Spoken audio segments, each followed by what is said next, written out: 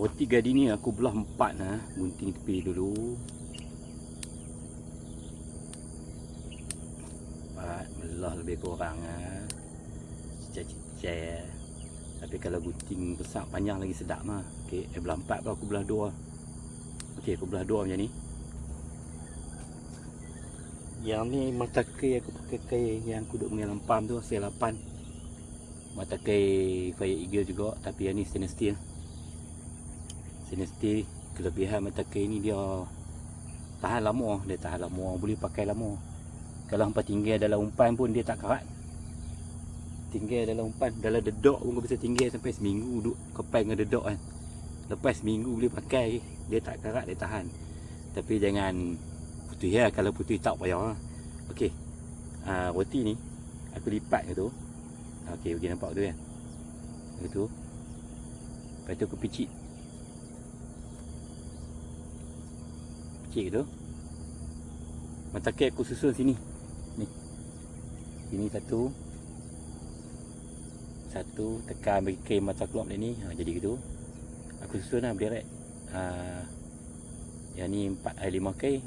Kalau 4 kai 2 3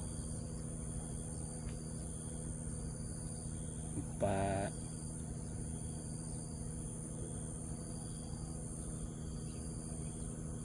5 okey, dia jadi macam tu. Nampak kan? 5 kai. Okey, lepas tu mata kai berderet keluar kot ni. Tu. Lepas tu di sini aku gulung tu. Gulung bagi dia bulat gitu. Lepas tu picit atas. Picit bagi kemas. Bawah ni biar bagi dia macam loceng. Okey, macam ni apa dah. Mata kai tu tarik bagi dia tekan-tekan sikit. Sekarang apa pasal biasa kena dah. Umpan turun sampai bawah. Lepas tu duduk sat. Ikan patin main sedut. Dia sedut.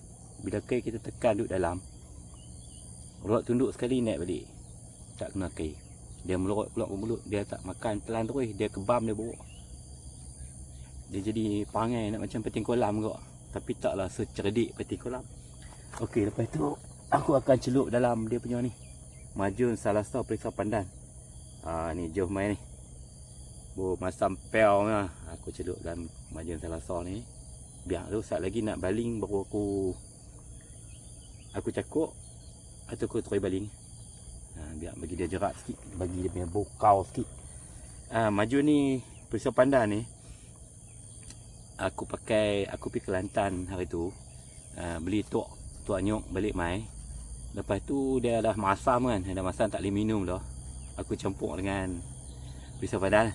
Okey, jom kita hayun dulu sebatang.